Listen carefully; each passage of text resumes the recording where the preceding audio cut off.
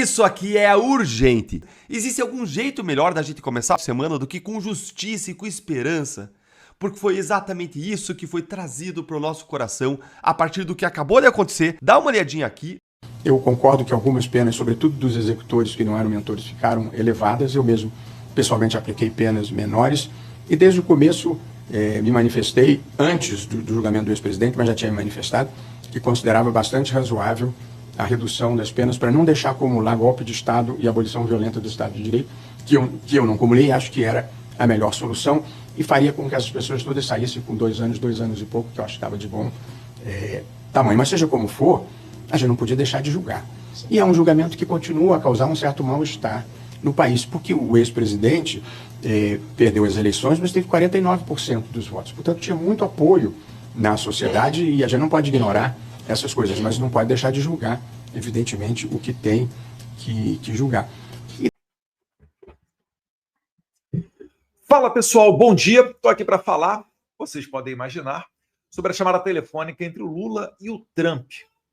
Eu estou vendo gente da direita, às vezes, caindo em narrativa da grande imprensa, gente que a todo momento diz, agora acabou, Eduardo Bolsonaro e Paulo Figueiredo já eram, igual foi na Assembleia Geral das Nações Unidas, quando o Trump fez um elogio ao Lula e depois, na verdade, encurralou o Lula para encontrá-lo e acabou resultando agora estarmos nesse primeiro ponto de contato. Eu vou falar sobre isso, mas de cara já posso dizer para vocês, há motivos para comemorar. E eu vou explicar, vocês vão ver. Eu começo aqui pegando um gancho num vídeo que eu vi do Caio Coppola, em que ele abriu, fez uma preliminar muito boa. Ele relembrou a matéria aqui do Lula. Deixa eu tirar aqui o meu rodapé, porque vocês já me seguem. Mas ele faz aqui uma lembrança de dias antes da eleição do presidente Trump, em novembro do ano passado, o Lula declarou apoio à Kamala. E ele falou essa pérola aqui, né, que os Estados Unidos, fala até na Folha de São Paulo para não dizer que é mentira, né? Lula sugere que vitória de Trump nos Estados Unidos seria nazismo com outra cara. Isso aqui tem menos de 1 ano. Então, daqui você extrai uma conclusão, que não vai fugir dessas duas alternativas. Ou o Trump é uma pessoa horrível, e o Lula não tem problema com isso, né, em lidar com uma pessoa horrível, caracterizada pelo próprio Lula como nazista, ou o Lula está mentindo, o que também não seria de surpreender ninguém. Mas ou ele é uma pessoa que lida com gente horrorosa, sem problema nenhum, e ou ele é uma pessoa que mente descaradamente. Eu acho que isso daqui tem que ser a porta de abertura para a gente começar a entender tudo que está ocorrendo nesse momento. Mas antes disso, né, antes dessa... Não é nem crítica, né? Isso é um xingamento, isso aí é engraçado. O pessoal da imprensa não chama isso de ataque, né? Chamaria de crítica. Você vê pela nota do Itamaraty que o Lula fez pedidos ao Trump com relação à tarifa, etc. Né? Nós aqui do lado de cá sempre dissemos que a tarifa não era a nossa primeira opção, mas que nós confiamos na habilidade do Trump, e o Trump sim conseguiu mover as coisas da maneira como ele quis, apertando os botões, movendo as alavancas que ele, muito mais experiente do que nós, sabe fazer, e chega nessa posição, muito maior vantagem do que o Lula, convenhamos, nessa mesa de negociação. Mas o que você não sabe é o que o Trump respondeu quando o Lula pediu para ele a redução de tarifa. Certamente, se fosse uma vitória, o Lula já estaria cantando. Mas, ao contrário disso, o que a imprensa fala? A grande imprensa já vem falando, Eduardo, teve uma chamada telefônica. Será então que o Trump pode tirar as sanções, inclusive individuais, que foram implementadas recentemente, né, impostas contra autoridades brasileiras? Então, olha só o nível do devaneio. Ocorre uma chamada atrasada telefônica. Eu vou lembrar para vocês que o Bolsonaro se encontrou com o Trump em março. Do tempo que os dois eram presidentes, demorou um pouco mais do que 2 meses para que Bolsonaro fizesse uma visita a Trump presencialmente. E ainda naquele mesmo ano, em outubro, Bolsonaro estava com Xi Jinping. Ou seja, Bolsonaro esteve presencialmente com os 2 maiores parceiros comerciais do Brasil. os dois países onde existem maior interesse econômico brasileiro, presencialmente. E o Lula, depois de quase um ano, tem uma chamada telefônica e falam que isso é uma vitória, pelo amor de Deus. E tem uma chamada telefônica, inclusive com Lula recusando o encontro pessoal do Trump, que o Trump ofereceu publicamente lá nas Nações Unidas. Primeiro o Lula falou que estava com a agenda muito cheia, o Trump disse então que semana que vem ocorreria um encontro presencial, mas o Lula, vaidoso que é, estava com medo de tomar uma puxada de orelha, o chamado efeito Zelensky, e arregou. Conseguiu essa chamada telefônica e ainda assim acham que há motivos para comemorar. Mas eu garanto que não há motivos para comemorar pela mesma razão que o nosso querido Merval Pereira também entende. Conversa foi boa, mas Marco Rubio não é bom sinal. Eu vou me apoiar aqui em mais uma pessoa, né, de perfil técnico, mas que teve espaço na Globo News, né, um ex-secretário de Comércio, que eu vou deixar o vídeo rodar para vocês aqui com a opinião dele. Marco Rubio, secretário de Estado, como interlocutor. Com a indicação do Rubio, é que a parte política tem uma relevância muito grande. Que esse fator político vai estar sobre a mesa de negociação, mas tem outros temas.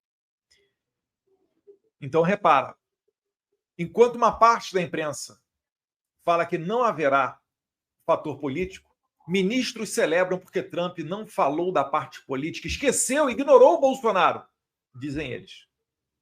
Por outro lado, a indicação de Marco Rubio sinaliza que não haverá como sair da parte política. Olha os fatos. Eu postei essa imagem aqui. Ontem. Vamos dar uma olhadinha nela. Quem foram os escalados para tratar das questões comerciais com a União Europeia? Está ali, ó. Estados Unidos, representante comercial Jamieson Greer. Para a China, né, você tem ali o Scott Bessent, com certeza também, tomando conta dessa negociação, o chefe comercial do Trump, o Greer de novo. E lá embaixo, no subtítulo, você também tem a presença do Scott Bessent, que é o 01, secretário de Tesouro norte-americano. E para o Brasil, ou seja, União Europeia, China, perfis comerciais, né, técnicos. E para o Brasil, um perfil político, que a própria imprensa chama de o mais ideológico de todos, com Marco Rubio. E aí eu tenho que dizer para você que é verdade. Eu, particularmente, compartilho muito da visão de mundo do Rubio. Ao contrário do que a Sadi colocou no artigo dela, o Rubio, ele não é o meu interlocutor. Quem dera eu, esse simples brasileiro, ter um secretário de Estado norte-americano sendo meu interlocutor. Olha, é um devaneio sem precedente na história da imprensa. Quando eles me jogam lá para cima, é só para depois me puxar mais forte para baixo. Mas eu sei lidar com isso. Eu estou ok com isso. E é por isso que eu posso vir aqui a público dizer, olha, o Rubio não é o meu interlocutor, ele não trabalha para mim. Muito pelo contrário, nós aqui é que tentamos humildemente dar alguma contribuição no trabalho desempenhado pela política internacional norte-americana, que é liderada pelo secretário Marco Rubio, e muito bem, né, complementado com as visões de Christopher Landau, que vocês que me seguem na Rede X devem conhecer muito bem. Compartilhei diversos tweets dele, né, dentre outros atores ali dentro do State Department. Então, repare que o Marco Rubio, sendo posto como o agente para essa negociação, isso por si só já tem um recado muito forte. Tá? Tem um outro analista da CNN, eu não estou com o vídeo dele aqui, mas ele segue na mesma linha do colega. Deixa eu até terminar de ver aqui o vídeo final do Weber. Políticos relevantes. Mas tem outros temas políticos relevantes, que vão envolver, por exemplo, o papel do Brasil na América Latina, o papel da China na América Latina, as questões relativas, por exemplo, à liberdade de expressão, as questões relativas a outros temas políticos regionais que vão estar muito mais na mão do Rubio, ou vão ser muito mais temas do Rubio do que de outros secretários. Ah, então haverá política na mesa de negociação. Creio, porque na verdade, gente, aqui são especulações. É a opinião de cada um. Aqui o Weber Barral, ele é ex-secretário de Comércio Exterior do Brasil. Tá? Posso dizer particularmente não conheço, mas ao que parece é uma opinião técnica, diferente da opinião militante de redação. E ele finaliza. É interessante notar que nas outras negociações, por exemplo, com a China, está sendo liderado pelo Bessent, que é do Tesouro, junto com o Lutnick. Com a União Europeia está o Lutnick com o Gria, que é o USTR, o secretário de Relações Comerciais. Nesse caso, não. Nesse caso, a liderança é do Rubio e isso diz muito sobre a relevância dos temas políticos. Perfeito. E vocês aí, vocês conhecem o Marco Rubio? Deixa eu mostrar um pouquinho para vocês. Eu sei que de boa parte dos brasileiros ele é conhecido, mas ainda dentro da direita, por óbvio, né, por compartilhar a visão de mundo muito igual à nossa, de levantar as bandeiras da liberdade, ser contra a censura, sempre dar opiniões contrárias ao regime escravocrata cubano, à narcoditadura do Nicolás Maduro. Mas eu queria trazer para vocês aqui uma sequência de tweets do Marco Rubio, para, se por acaso você não conhecer, você entender melhor quem o Trump nomeou para intermediar essas negociações com o Brasil. Alguns tweets aqui, né, ainda são do tempo que ele era senador pelo estado da Flórida. Os Estados Unidos estão sancionando uma rede-chave de apoio ao violador de direitos humanos Alexandre de Moraes, incluindo sua esposa e a holding deles, o Instituto Lex. Que isto sirva de aviso a quem ameaça os interesses dos Estados Unidos, protegendo e respaldando atores estrangeiros como Moraes. Vocês serão responsabilizados. E aí, será que o Merval Pereira tem ou não tem razão para estar preocupado? As perseguições políticas conduzidas pelo sancionado violador de direitos humanos, então ele faz questão de deixar público, né, o secretário de Estado norte-americano, que o Moraes é um sancionado violador de direitos humanos. As perseguições políticas do Alexandre de Moraes continuam, uma vez que ele e outros membros do STF do Brasil decidiram injustamente pela prisão do ex-presidente Jair Bolsonaro. Os Estados Unidos responderão adequadamente a essa caça às bruxas. Se o adequadamente tiver que passar por massagear o ego do Lula para que seja aberto esse canal de diálogo, o Trump é uma pessoa que pensa America First, o interesse dos americanos em primeiro lugar, ao contrário do Lula, que se recusa no primeiro momento a se encontrar com a maior potência econômica mundial por conta da sua vaidade. Mas não para por aí não, tem mais tweet aqui do Rubio. Opa. POTUS é President of the United States, tá? Então, é o presidente dos Estados Unidos, o US Treasury, que é o Tesouro norte-americano, comandado pelo Scott Bessent, que comanda, está embaixo dele, o OFAC, o Office of Foreign Assets Control. Então, Trump e Bessent sancionaram o ministro do Supremo Tribunal Federal do Brasil, Alexandre de Moraes, por meio do programa de sanções Global Magnitsky, por graves violações de direitos humanos. Que isso sirva de alerta a todos que atropelam os direitos fundamentais de seus compatriotas. Togas não oferecem proteção contra a justiça. Vamos lá, mais um aqui do Rubio. O presidente dos Estados Unidos deixou claro que em seu governo responsabilizará cidadãos estrangeiros responsáveis por censurar a liberdade de expressão protegida nos Estados Unidos. Aqui ele está falando muito do caso da Flávia Cordeiro, tá? Cidadã americana que o Alexandre de Moraes mandou uma ordem de prisão contra ela devido a postagens dela. A política de caça às bruxas do ministro do STF do Brasil, Alexandre de Moraes, veja bem, ele repete a frase usada na carta do Trump, caça às bruxas,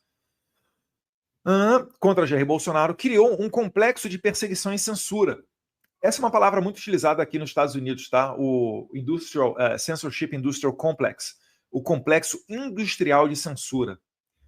Tão ampla que não apenas viola direitos básicos dos brasileiros, mas também se estende além das fronteiras do Brasil para atingir os cidadãos americanos. Vale lembrar que o Moraes toda hora tentava dar ordens às redes sociais para bloqueios mundiais, não só referentes ao Brasil também. Finaliza no último parágrafo, Marco Rubio. Portanto, ordenei a revogação imediata dos vistos de Moraes e seus aliados no tribunal, bem como de seus familiares diretos. Aqui, se não me engano, foi aquele fatídico dia onde foi decretada onde colocaram tornozeleira no Jair Bolsonaro e censuraram. Então, no mesmo dia, isso foi na sexta-feira, o Rubio revogou o visto de 8 ministros do STF, dentre eles o Barroso, que sentiu muito esse golpe. Mas não acaba por aí. O Rubio, ele é descendente de imigrantes cubanos. Então, ele, dentro de casa, ouviu os horrores da ditadura cubana. É por isso que ele conhece muito da estratégia comunista, inclusive de mudar de nome, de se chamar revolucionário, bolivariano, socialista, depois vai para progressista, mais atualmente. Mas no fim é tudo a mesma coisa, né? E ele bota aqui, finalizo com este post: Lula da Silva do Brasil é o mais recente, isso aí no tempo que ele era senador, é o mais recente líder da extrema esquerda a encobrir a natureza criminosa do narco-regime de Maduro. Veja, o Rubio já fala em narco-regime, palavra que eu aprendi aqui com o Eduardo Bittar. Ele é que falou para mim: Eduardo, não é só uma ditadura, é uma narcoditadura. Os narcos, né, os traficantes de drogas, se apossaram da Venezuela. No mesmo sentido, o livro do Leonardo Coutinho, Hugo Chávez, O Espectro, onde denuncia-se ali que até aeronaves militares e passaportes diplomáticos venezuelanos eram utilizados nas operações de tráfico internacional de drogas. E está ali o Rubio. Lula da Silva do Brasil é o mais recente líder da extrema esquerda a encobrir a natureza criminosa do narco-regime de Maduro, dias após se encontrar com o presidente Biden. Com a fraca política externa do governo Biden, os tiranos da nossa região se sentem encorajados a buscar apoio internacional. Ou seja, esse tempo o Rubio ele era secretário. Hoje, ele está na posição dessas autoridades que ele criticou no passado. E por que ele criticou?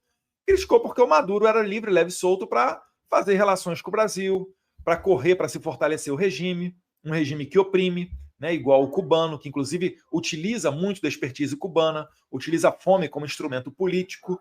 Enfim, este é o Marco Rubio. E aí eu pergunto para vocês: dia de vitória ou dia de derrota?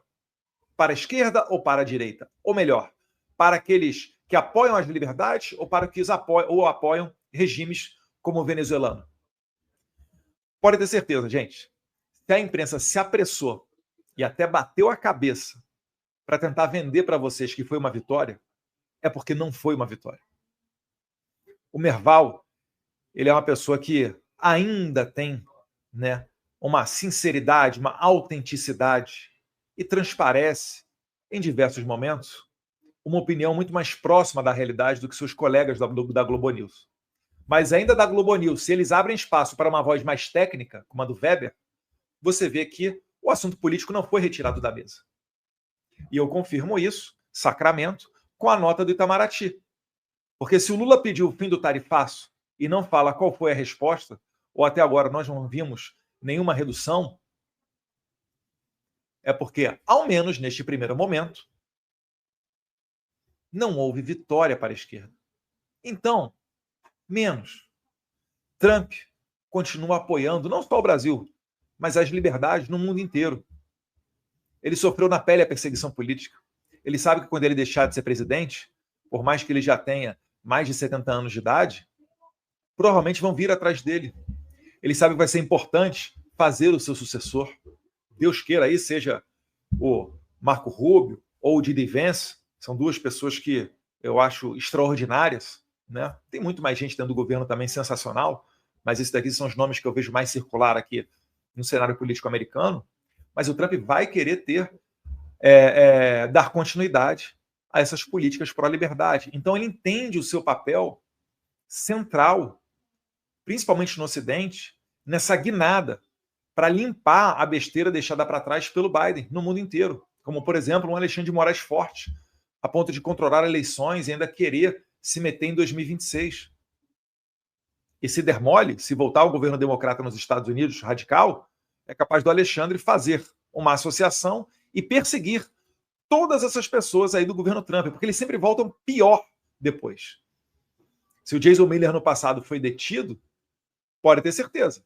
Se o Moraes tiver oportunidade, ele vai fazer um inferno na vida do Jason Miller, do Elon Musk, do Trump, da família do Trump, do Scott Bessent e de todo mundo que ele puder. Ele só não faz isso agora porque ele sabe que não está em posição e nem tem força para obrigar isso. Então o que ele faz? Vem para cima de nós. Me acusa de antidemocrático, porque a gente participou, né, pediu, denunciou sanções contra o Alexandre de Moraes. Falou que isso daí é antidemocrático. Mas eu não assino nada. Quem assina é o Trump, o Bessent, o Rubio. Por que ele não pegou esse pessoal e jogou dentro do inquérito e do processo? Porque são covardes. A gente sabe disso. A gente sabe a estratégia deles. Eu finalizo aqui deixando para vocês um vídeo onde nem a imprensa ousava dizer que a relação não era boa. Porque aquilo que os seus ouvidos escutam, os seus olhos veem, você reitera e mais uma vez, etc. Porque, ó, isso daqui, que o vídeo que eu vou passar agora, são 2 meses de governo Bolsonaro. Um pouquinho depois de 2 meses do governo Bolsonaro. A gente vai ver aqui o Trump ao lado do Bolsonaro, na Casa Branca, sem medo de tomar esporro, porque é uma pessoa que tem a conduta ilibada, é a pessoa que tem uma conduta correta, por isso que faz tudo na frente das câmeras, é a mesma pessoa na frente e atrás dos holofotes, e ainda sobrou até, humildemente, para o filho. Acho que saudade do presidente Bolsonaro preso injustamente e nada da União da Direita fazendo um movimento pela soltura desta prisão ilegal do líder da direita. Tem muita gente travestido de direita que está olhando ali só para querer ter a oportunidade dele ser o líder, o protagonista.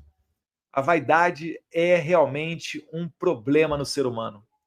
Mas, pessoal, ânimo, vamos lá. Não caia, não tropece nesse engodo da imprensa. Há muito a se comemorar e eu tenho confiança de que o Marco Rubio vai saber bem desempenhar o seu papel sob a liderança do presidente Trump. You please stand up. The job you've done during a very tough period of time is just fantastic. And I know your father appreciates it, that I can tell you. Okay, thank you very much. Fantastic job. Sagar and Aí, ó, quem não lembra aí do troca de camisas? E aqui é o Trump falando da minha indicação para embaixador. I find his son to be outstanding. He's a brilliant, wonderful young man. I'm very happy he appointed him. I think it's a great appointment. I know his son, and that's probably why they did it. He's outstanding. I'm very happy with that appointment. O senhor Donald Trump ontem publicou esse tweet aqui após a ligação com o Lula. Esta manhã tive uma ótima conversa telefônica com o Lula, presidente Lula do Brasil.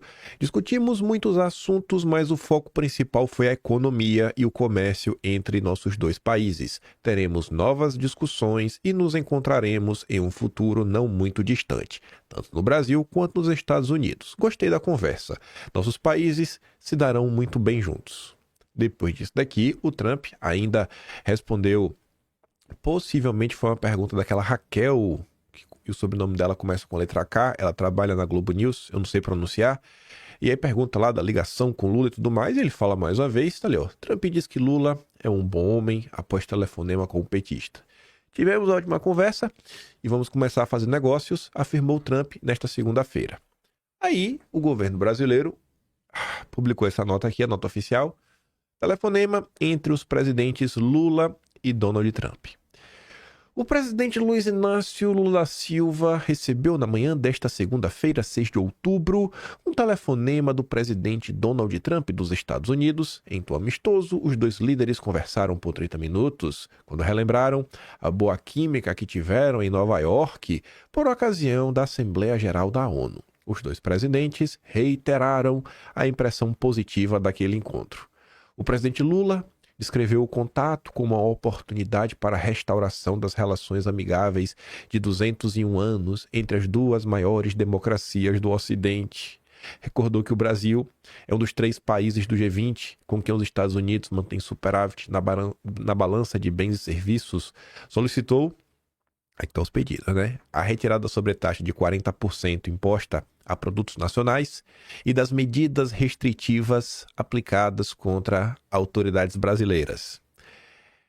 Tá, mas e ofereceu o quê? Nada, por hora. Só pediu, retira aí. Tá bom.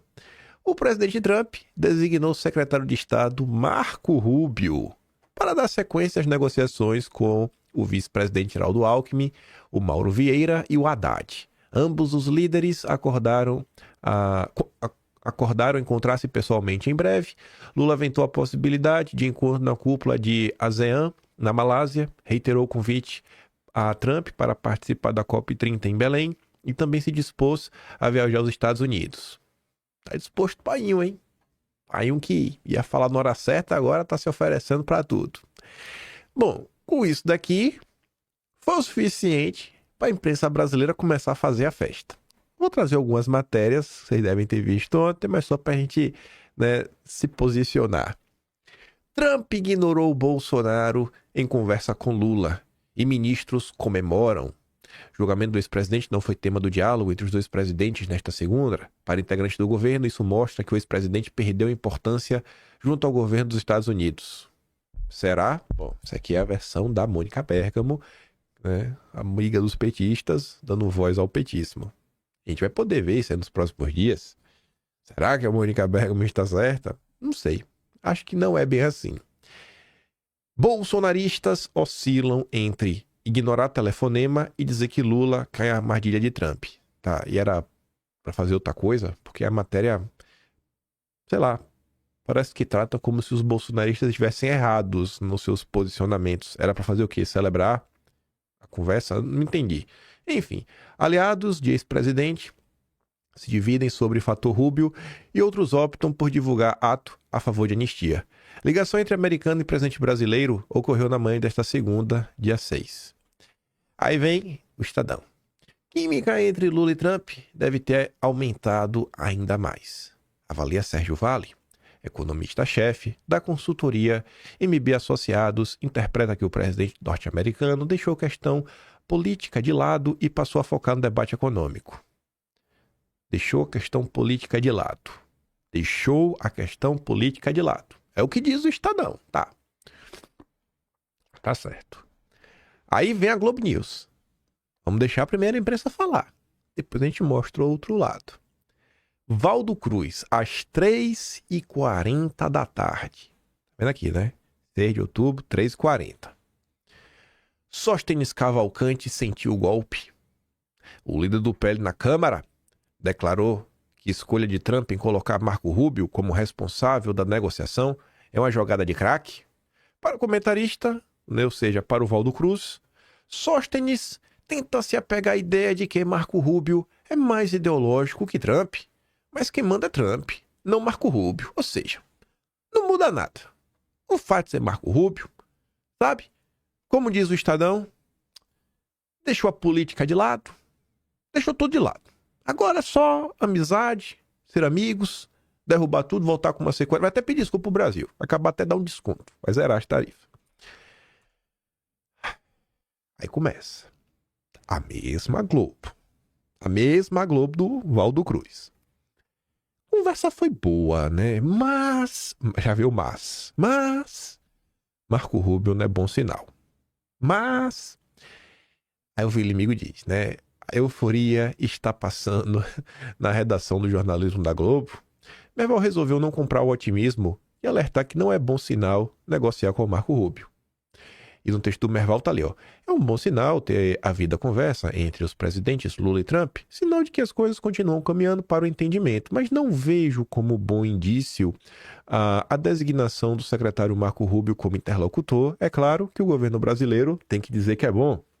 Rubio é parte radical mais anti-esquerda do é a parte radical mais anti-esquerda do governo Trump, detesta comunistas, a família fugiu de Cuba por causa de Fidel Castro e tem fixação na ideia de que Lula é comunista.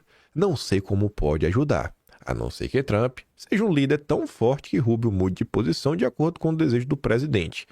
É um bom sinal, porém, que tenha havido esta conversa e com ministros, porque não é uma conversa pessoal que permita algum desvio ou armadilha. Vamos torcer para dar certo, porque o caminho para a solução é a negociação. É lindo de ver a Globo torcer para dar certo, porque no governo Bolsonaro a Globo não torcia, a Globo trabalhava para dar errado. Ainda na Globo News, às 4h49 da tarde. Exatamente 1h09 depois da grande fala, da grande análise do grande Valdo Cruz. Ex-secretário de Comércio Exterior do Brasil. Bom, eu acho que é alguém que tem algum conhecimento, né? Ex-secretário de Comércio Exterior. Não está se discutindo comércio, tarifas. Então, acho que esse rapaz aqui deve ter algum fundamento, senão ele não tinha nem sido chamado para ir na Globo News. Então, o ex-secretário de Comércio Exterior do Brasil diz que, com a indicação de Marco Rubio como interlocutor dos Estados Unidos, o fator político vai estar sobre a mesa de negociação. Oxê. Uai. Não. É fake news. Porque o Estadão me garantiu que não, pô. O Estadão me garantiu que não. Deixou a questão política de lado. O Estadão me garantiu que não. E agora? Eu acredito em quem? No Estadão ou na Globo News? Quando eu tava assistindo, não consegui terminar ainda, mas estava muito bom. Um típico debate que você não escuta no mainstream das redes sociais, que já é um ambiente alternativo. É o Murilo Rezende. O Murilo é lá do Instituto Borborema. Cara de direita, né? Só que tem uma visão econômica bem diferente. Aí ele tava lá no Três Irmãos falando sobre os bancos, usura, criticando bastante tudo que tá acontecendo. E aí ele fez uma ponderação que às vezes a gente não para pra pensar, que ele fala o seguinte: toda vez que a imprensa chama um economista pra falar, que é esse caso aqui, ó, economista-chefe, ele perguntava pros hosts: onde é que economista trabalha? Onde é que economista trabalha? Ele perguntou isso. Daí eu fiquei pensando, realmente, né? Onde é que economista trabalha? Eu nunca trabalhei numa empresa no Brasil, nem vi aqui, alguém que contratasse um economista. Na empresa que tu trabalha, tem um economista? A vaga para economista. Normalmente, qual tipo de lugar que contrata economista? Bancos? Casas de investimento? Mas não parte do tempo são os bancos. E quem é que a imprensa leva para falar de questões econômicas? Economistas. Será que os economistas vão falar algo que os seus empregadores não querem ouvir? E aí, quando a gente para e pensa no cenário político eleitoral brasileiro, onde toda a Faria Lima trabalha dia sim, dia também, para tentar destruir o bolsonarismo ou qualquer força antissistema, quando você vê esse tipo de coisa, fala: ah, rapaz, não é que isso realmente faz algum tipo de sentido? Economista é um negócio complicado, né? Só arruma emprego em banco. Mas aí, né?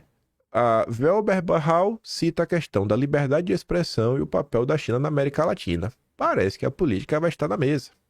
Mas isso aqui, obviamente, não convence ninguém, né? Só um único comentário da Globo News não é suficiente para rebater a passada de pano do Estadão. Mas vamos lá. Rubens Barbosa, ex-embaixador, vê com preocupação a indicação de Marco Rubio para negociar com o Brasil. Vamos ver aqui. A preocupação minha é que, em vez de designar o secretário do Tesouro ou o secretário de Comércio, ele designou o chefe do Departamento de Estado, Marco Rubio, que é o mais ideológico de todos eles, né? Isso aí chama atenção. Quer dizer, normalmente ele devia ter designado o secretário de Comércio para continuar essas conversações. Agora, eu acho que ele designou o Marco Rubio porque, como vocês sabem, a base jurídica para a imposição dessas tarifas, a Lei de Emergência Econômica Americana, na sigla americana IEEPA, ela é administrada pelo Departamento de Estado, não pelo Departamento de Comércio. Talvez seja essa a tecnicidade aí da designação do Marco Rubio. Agora, a designação do Marco Rubio complica para a gente, porque todas essas sanções que foram colocadas aqui saíram do Departamento de Estado, né? Vamos ver agora como é, depois dessa conversa, como é que o Departamento de Estado vai reagir. Bora ver, né? Bora ver. Mas eu tenho certeza, gente, que para vocês não é o suficiente só ouvir da boca de um ex-embaixador, principalmente quando ele diz, né, que o normal é escalar alguém do Departamento de Comércio, Departamento do Tesouro. Eu sei que vocês não se dão por satisfeitos com isso. A gente vai chegar lá. A gente vai chegar lá, já já. Com calma. Diferente da imprensa, a gente prova. Meu Caio Junqueira. Setor privado adota otimismo moderado após a ligação entre Lula e Trump. Por quê? A leitura é de que ter Marco Rubio conduzindo as negociações não é um bom sinal. É que ele é próximo ao bolsonarismo e defendeu o tarifaço e as sanções a autoridades brasileiras em razão do julgamento contra o ex-presidente Jair Bolsonaro. E aí? Fico com Valdo Cruz? Fico com o Estadão? Ou fico com Caio Junqueira? Eu fico com o flautista de Genebra. Para mim, que eu quero saber o que está acontecendo lá fora. E se é por ficar feliz ou triste, é ele. Sempre ele. Escolha de Trump para negociar com o Brasil preocupa setor privado nacional, que é exatamente o que o Caio Junqueira disse, mas com mais detalhes. A esperança era de que os canais de diálogo não passassem pelo secretário de Estado norte-americano, responsável por escrever as partes mais duras do discurso de Trump na ONU contra o Brasil. Quando o presidente americano desviou do texto para elogiar Lula, Rubio não disfarçou sua frustração. Nos últimos meses, os raros contatos do Brasil com os Estados Unidos tinham sido por meio do Escritório de Comércio da Casa Branca e com o Departamento do Tesouro, além do Departamento de Comércio. A diplomacia, por sua vez, sequer designou um embaixador para o Brasil. Com claras ambições presidenciais, o chefe da diplomacia americana e filho de exilados cubanos também tem liderado uma forte pressão nos países latino-americanos para conter a agenda progressista. Rubio é um velho conhecido do governo Lula. Nos últimos 2 anos, ele tem criticado e atuado nos bastidores, acusando Brasília de ajudar Nicolás Maduro e outros líderes de esquerda na região. Ele também foi uma das vozes a atacar o Brasil por conta do tratamento a Elon Musk. Mas, agora acabou. Agora acabou para Eduardo Bolsonaro. Não sei se é bem assim não, viu? O Jamil Chad tá meio que me convencendo que não. E eu falei que ia aprovar, né? Porque o embaixador disse, não, normal é escolher alguém da área comercial, departamento de comércio, departamento de tesouro para conversar. Mas será que isso realmente é o normal? E tá aqui, ó. 3 notícias. AP, talvez o maior grupo aí de briefing do mundo, porque as notícias da AP são republicadas por todos os portais do mundo, inclusive a Globo, o lixo da Globo. Reuters e G1. Mas tá aqui, ó. Os negociadores comerciais dos Estados Unidos e da Europa dizem progresso, mas nenhum avanço nas negociações tarifárias em Paris. Quem que estava representando os Estados Unidos aqui? O representante comercial Jameson Greer. China. O chefe comercial de Trump, Greer, diz que 55% das tarifas da China são um bom status quo. Mais uma vez, comercial. Já o Brasil, Marco Rubio, que é um secretário de Trump que negociará tarifas com o Brasil. Chefe da diplomacia. Será mesmo que a componente política não vai estar na mesa? Eu acho que não vai ser bem assim como o Valdo Cruz, os golpistas do Estadão que trabalham para a família Mesquita, né, e outras pessoas estavam vendendo ao longo do dia de ontem. Será que a Mônica Bergamo terá muitos motivos para celebrar? Ô, rapaz, tem uma coisa que eu esqueci de colocar aqui em vídeo. Deixa eu ver aqui se eu acho aqui, porque eu achei engraçado. Dei até risada ontem.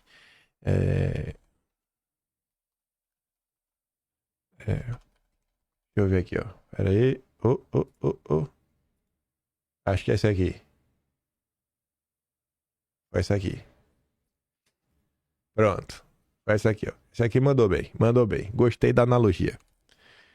Aliado de Bolsonaro compara indicação de Rubio como interlocutor com Lula a de Paulinho como relator da anistia. Foi o Fábio Van Garten que falou isso daí, né? Aprovar a anistia, mas o relator é o Paulinho da Força. Abriu diálogo, mas o relator é o Marco Rubio, né? Marco Rubio está para Lula como Paulinho da Força está para a anistia. Eu gostei. Acho que o Van Garten mandou muito bem nessa analogia. Conseguiu não só tirar uma onda com Lula, como também conseguiu expor, né, a hipocrisia e o que estão fazendo com a anistia, que já virou dosimetria, né? Já desfiguraram aí todo o processo. O Van Garten manda bem nessa. Baita analogia. Mas vamos voltar. Brian Winter. Quem é Brian Winter? Vou até falar primeiro quem ele é. Brian Winter é coautor com FHC do livro O Presidente Brasileiro por Acidente, né? Uma memória. Não foi por acidente, né? O FHC foi feito. Mas enfim, ele é parceiro do FHC. A pergunta que eu fiz pro GPT foi a seguinte: quais os vínculos e ligações entre Brian Winter e o ex-presidente FHC? Porque eu sabia que eles são parça. Análises e entrevistas. Como analista político, comentarista especializado na América Latina, Winter frequentemente cita FHC em suas análises, escreve sobre políticas, histórico, legado e influências de FHC no Brasil contemporâneo. A Globo trata como um grande analista de América Latina e tudo mais. E este rapaz, que eu acho que não é de direita, que inclusive também está no Council of the Americas, grupo ligado aos Rockefeller, sobre a ligação entre Trump e Lula desta manhã. Os brasileiros acham que correu bem, mas, eu não gosto dessa palavra, mas nomear Marco Rubio como homem de ponta de Trump é o caminho mais difícil para o Brasil. Ele é um cético de longa data em relação a Lula e pode insistir em demandas relacionadas à Venezuela, China e muito mais. Aí vamos voltar pra gente falar de algumas coisinhas. A safadeza e a vagabundagem da turma da Globo. Eduardo postou aqui a notícia. Rubio liderar a negociação de tarifas complica o Brasil, diz embaixador. É uma nota publicada pelo UOL que só, transcreve o que diz lá o ex-embaixador, o Rubens. Rubens alguma coisa, esqueci o nome dele. Aí, olha o que Eduardo disse. Não complica o Brasil, nos ajuda. O secretário Rubio conhece bem a América Latina, sabe muito bem como funciona os regimes totalitários de esquerda na região. Sabe como o judiciário foi instrumentalizado como ferramenta de perseguição política, ele não cairá nesse papo furado do regime, de independência de um judiciário aparelhado. A escolha do presidente Trump só complica o regime de exceção, golaço. Eu acho que fica claro que Eduardo está celebrando o ocorrido. Eu acho que vocês, o português, né? O português, eu acho que deixa isso claro. Mas talvez não, talvez nós sejamos burros. Espertos são os vagabundos da Globo. Olha o que a Eduardo escreveu. Não complica o Brasil, nos ajuda. Aí a Globo coloca aspas. Aspas é quando você copia e cola exatamente como a pessoa disse. Isso daqui é falsidade ideológica. Não torne as coisas mais difíceis para o Brasil. Ajude-nos, diz Eduardo Bolsonaro após Trump delegar negociações a Rubio. Tinha que ser preso esse jornalista. Eu tô perdendo a paciência, sabe? Negócio de abrir precedente, tem que meter... não dá. É um absurdo isso daqui. Eduardo falou isso pra você colocar em aspas. Em aspas. Não complica o Brasil, nos ajuda. Ele não tá falando por Marco Rubio não complicar, não tornar as coisas mais difíceis. Ele tá falando não, porque olha qual é a manchete. Rubio liderar a negociação de tarifas complica o Brasil. E ela tá falando, não complica não, nos ajuda. Complica o Brasil é deixar as coisas como estão. E se você ainda acha que talvez você que tenha o problema de interpretar texto e o pilantrinha da Globo que está certo, pois bem, a própria Bela Megali da Globo discorda de seu colega. Eduardo Bolsonaro reage à conversa entre Lula e Trump e elogia Rubio como interlocutor. É mole uma coisa dessa? Como bem diz a Yara, a Globo sofre de bipolaridade. Qual das opções no mesmo dia são verdadeiras? Eduardo acha que ficou difícil ou elogia? Todo mundo sabe, né, Yara? Todo mundo sabe. Eu sei que você também sabe, mas colocou só aí pra provocar, né? O jornalismo profissional. Ai, a Globo é uma desgraça, viu? Meu Deus, não tem outra palavra pra falar isso aqui, não. Vamos voltar pro flautista de Genebra. É uma coisa que vocês deviam se perguntar, né? Como que alguém que trabalha pro UOL tem dinheiro pra morar em Geneva e em Nova York ao mesmo tempo e ficar nessa ponte aérea cada dia tá num lugar? Será que é o UOL que tá bancando essa vida mansa do Jamil? Porque eu não consigo acreditar nisso, né? Porque o Jamilzinho, o porta-voz da ONU contra o Brasil, o lacaio do Jorge Soros contra o Brasil, né? E o cara que sabe tudo, toda vez que tem algum assunto contra o Brasil, que vem de fora, ele tá lá batendo palmo, batendo bumbo e vendendo narrativa. Aí o Jamilzinho, ele dá letra do que o governo realmente espera disso tudo. Eu não sei nem se o governo quer resolver a questão econômica. Lula só quer impedir o que ele sabe que é possível. E que no caso dele a coisa foi bem mais embaixo, né? Que foi o golpe contra Bolsonaro em 2022. Lula tenta congelar a crise e evitar a ingerência de Trump na eleição de 26. A meta final é política. é desmobilizar a influência bolsonarista em Washington. Com isso, o objetivo é congelar o envolvimento e a entrada de Trump e seus assessores nas eleições de 2026 no Brasil. Mas quem se preocupa não, Lula. Não vai ser nem de perto o que vocês fizeram. Até a CIA no Brasil 2022, aí são dos 500. Esquece, pô. O Trump não chega nem no chulé o que Biden fez pra te ajudar. Isso aqui não vai aparecer na Globo News, né? Mas de jeito nenhum. Pra fechar esse primeiro bloco, pra gente falar mais. Não venham me falar que o Valdemar tá gagá, que o Valdemar não sabe o que ele tá fazendo. Ele sabe muito bem, muitíssimo bem. Isso daqui é proposital. O objetivo de Valdemar, se ele puder, Ave Maria, ele quer fazer com o Bolsonaro o que o PT quer fazer com o Bolsonaro. A gente volta com a Edilene. Edilene, você conversou com o presidente do PL, Valdemar Costa Neto, né? O que ele disse sobre a conversa entre Lula e o presidente Donald Trump?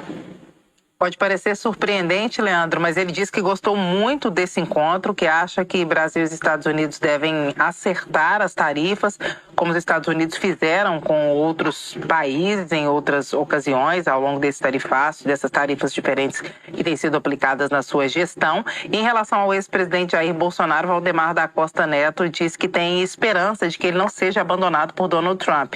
Isso significa que as punições ao Supremo Tribunal Federal com a Lei Magnitsky devem ser mantidas na avaliação de Valdemar da Costa Neto. Mas as punições coletivas, o tarifaço que atinge toda a população brasileira, na avaliação dele, deve ser um problema resolvido entre Trump e Lula.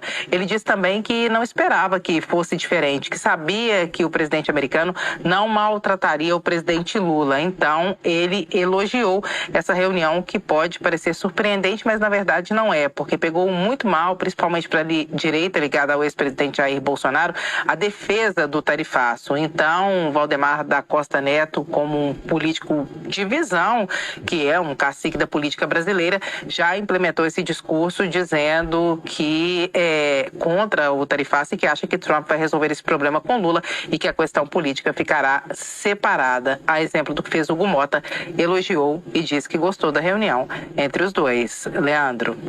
O que eu não vejo o Valdemar falar, porque quem controla a coleirinha dele, quem troca a fralda suja dele, toda a cagada, é o Duda Lima, é da prisão ilegal de Bolsonaro. Você podia, Valdemar, falar disso. Quando Duda Lima troca a sua fralda, tudo cagado, você ia falar, ó, cara, Valdemar, o Bolsonaro tá preso aí, sabe? Sem denúncia. Preso sem denúncia. Isso o Valdemar não tem tempo pra falar. Agora, para elogiar a conversa, tudo mais, torcer para o Bolsonaro ser abandonado, aí ele é o primeiro a aparecer, rapaz. Esse Valdemar, hein? Esse Valdemar tá demais. Melhor que ele, só quem? O grande Ciro Nogueira. A turma fez aqui essa homenagem ontem pro Ciro. Não entendi porquê, né? Funcionário do mês. Eu acho que tá rebaixando o Ciro, né? O Ciro não é um funcionário do BTG. O Ciro é um fã, sabe, do André Esteves. Talvez, se um dia André Esteves se tornar, né, um messias, Ciro Nogueira com certeza será um dos seus discípulos, um dos seus apóstolos, que é quase um deus na terra, que você não pode questionar de jeito nenhum. Essa imagem aqui, na verdade, não é a parte importante. É só porque eu achei curioso. A parte importante é a que tá lá embaixo, ó. Ciro Nogueira pede ao Supremo para visitar Bolsonaro após afirmar que só Tarcísio e Ratinho são viáveis em 2026. Será que Ciro tá indo lá para ver se Bolsonaro tá bem, tá precisando de alguma coisa? Ou tá indo lá mais uma vez pressionar Bolsonaro, botar a faca no pescoço, tentar se emplacar como vice-presidente? Criticar por criticar é fácil, né? O povo quer solução também. Pois bem, eu tenho solução. Eu acho que o Ciro Nogueira, antes de querer pressionar os outros, tem coisas que são mais prioritárias, já que o objetivo, como ele diz, né, o grande adversário a ser derrotado é o Lula. Então, se esse é o grande problema, Ciro Nogueira, temos que nos unir para derrotar o Lula. Antes de visitar Bolsonaro, para pressioná-lo, chantageá-lo, você deveria, cara, dar um jeito no seu partido. Pressionado a deixar o governo, Fufuca diz que estará ao lado de Lula em 2026. Cadê Ciro? Tu prometeu pra gente que em setembro União Brasil ia desembarcar do governo, Ciro. E ninguém nem tá te cobrando pra o Lira entregar a presidência da Caixa. Cadê Ciro Nogueira? Discípulo do André Esteves, apóstolo do André Esteves. Faz alguma coisa, miséria. Fala da prisão injusta de Bolsonaro. E aí o pessoal até colocou o vídeo na internet, nem vou dar play nessa porcaria aqui. Isso foi até bom que colocou duas falas. A fala do Fufuca, em 2022, apoiando Bolsonaro, porque queria se eleger. E tá ali, ó. Em evento com Lula, Fufuca diz ter cometido um erro ao apoiar Bolsonaro em 22. Fufuquinha afirmou, entretanto, que sua alma, coração e força de vontade estarão do lado de Lula nas eleições de 2026.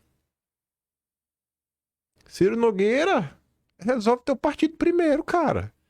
Dá teu jeito aí, dá teus pulos. Só abrindo parênteses, né? Antes de falar um pouco mais da União da Direita, seu Kassab também, né? Devia tomar conta do próprio partido. Otto Alencar, da Bahia, avisou Ratinho Júnior que apoia Lula em 2026. Uai. Mas Ciro, o problema não são os problemas são os bolsonaristas, né? No final do dia, o problema sempre são os bolsonaristas, caras. É incrível. Aí corta pra União da Direita. Se Bolsonaro apoia Tarcísio, anúncio não será feito agora. Tem que deixar tudo no clima. Eita, calma, Faria Lima. Calma, André Esteves. Aí Renato diz, né? O Valor Econômico está sugerindo ao mercado esticar o trade T até abril. Vai acabar infartando muito liberal Ciro Nogueira. Há interesse em manter o ambiente de expectativa, especulação e acomodação de interesse. E não só isso. Manter um clima, né, que talvez valha a pena comprar determinadas ações, que caso um presidente liberal vença, tendam a se valorizar. Talvez algumas pessoas na Faria Lima já perceberam que isso não vai acontecer, mas como já compraram ações e querem vender essas ações sem perder dinheiro para os orelha seca, às vezes é bom manter esse clima. Não, teremos um grande presidente liberal a partir de 2027. Enfim, essa postergação também tensiona o sistema político para o desespero do Centrão. A direita limpinha quer previsibilidade, o Centrão quer preço e os liberais querem que o risco Bolsonaro seja neutralizá-lo antes de alocar capital político. Aí corta por liberais. Temos ali o Canseira, é um liberal do Twitter. Bolsonaristas da direita aloprada terraplanista destroem tudo e todos que tocam, pois são a seita radical. Se eles decidem, por exemplo, que Bolsonaro é seu candidato, mesmo com ele inelegível, irão defender isso e destruir todos que se opuserem às suas ideias idiotas. É por isso que qualquer candidato que a direita aloprada terraplanista apoiar será destruído, porque eles vão perder os votos de todos os outros eleitores que não são da seita burra. Eles simplesmente acham que o mundo gira na sua volta e o voto dos outros 90% não importam. É a burrice em grau máximo. Aí o Mafinha responde. O Mafinha fala assim, ó, eu vou colocar essa carapuça. Eu, pessoalmente, eu não destruo ninguém. Destruir para mim é o que fizeram com os bolsonaristas nesta década. Prisões ilegais, bloqueio de contas, exílio, né? Destruição de empresas, de canais, impedir que a pessoa ganhe dinheiro com o próprio trabalho. Isso é destruição. Isso é destruir. Criticar e se manifestar nas redes sociais, isso não é destruir. Outra coisa, é impressionante como nos desprezam. Nem para conquistar nossos votos, os liberais conseguem ser minimamente educados. Ou somos chamados de aloprados, ou de gado, ou de golpistas. Depende da época do mês. E o nosso crime? Qual o crime dos bolsonaristas? É defender a nossa agenda, nosso movimento político, defender o nosso líder. Não pode defender o Bolsonaro. Somos obrigados a aceitar os nomes que eles escolhem. E aí o Mafinha diz, eu não sou obrigado a nada, ainda, né? Talvez chegue o dia de realmente ser obrigado. Mas não sou obrigado a escolher nada.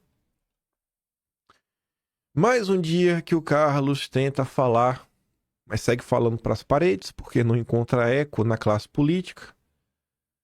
Jair Messias Bolsonaro, o principal líder político do país, segue preso ilegalmente, torturado diariamente, enquanto nenhum integrante da chamada União da Direita se manifesta com uma única palavra ou ação jurídica e política diante da destruição completa da democracia brasileira.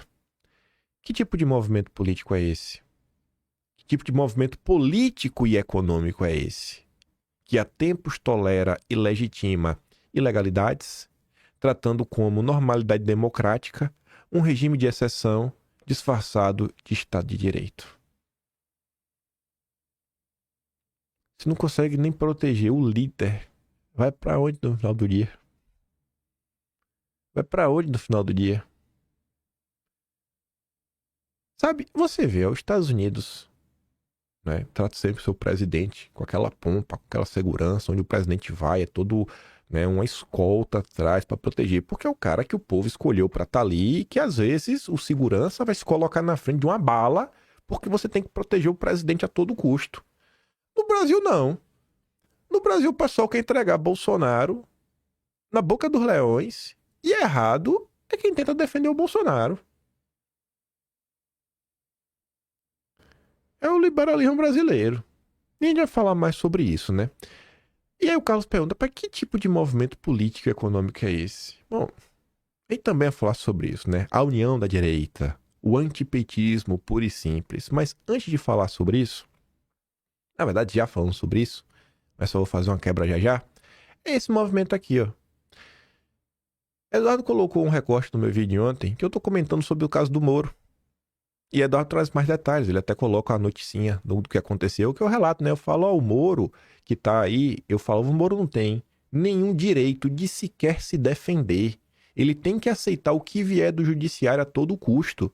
Porque o Moro defendeu, em 2020, depois da busca e apreensão contra a direita, né, em 27 de maio de 2020, foram 29 mandados de busca e apreensão contra diversas pessoas. Isso não foi à toa. Quero comentar um pouco mais sobre isso hoje, relembrar o que foi que aconteceu na época. Quero relembrar também um pouco da saída do Sérgio Moro. Vocês lembram das mensagens que o Moro divulgou na época?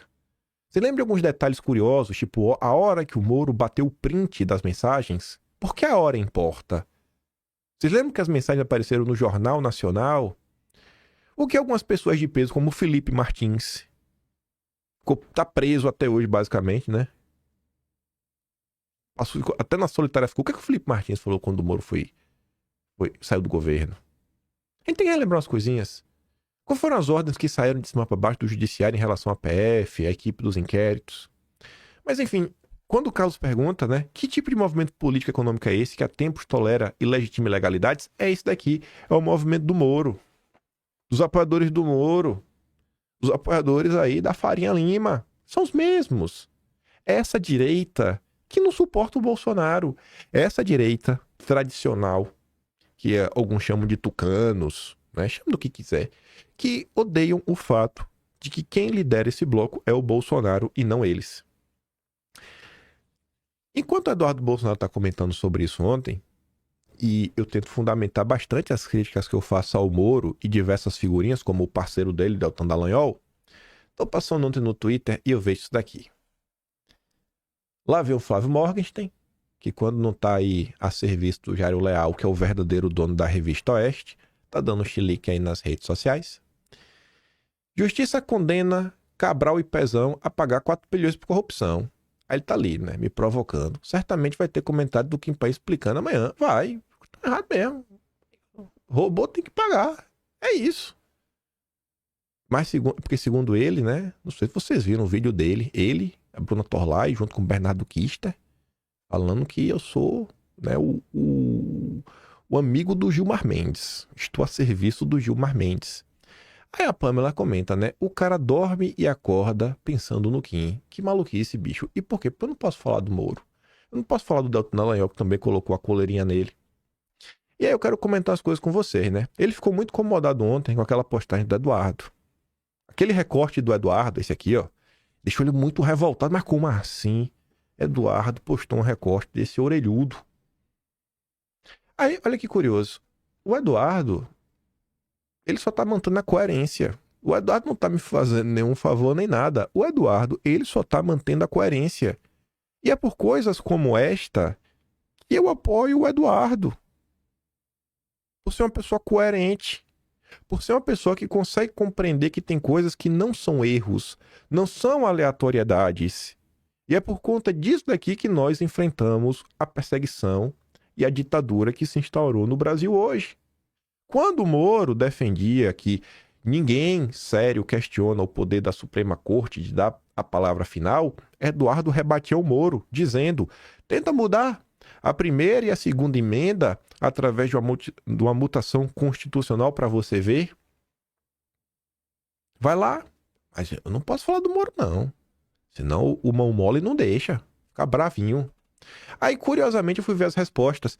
O mesmo Bernardo Kister que tá lá me ofendendo ao lado do mão mole, também estava criticando o Moro na época.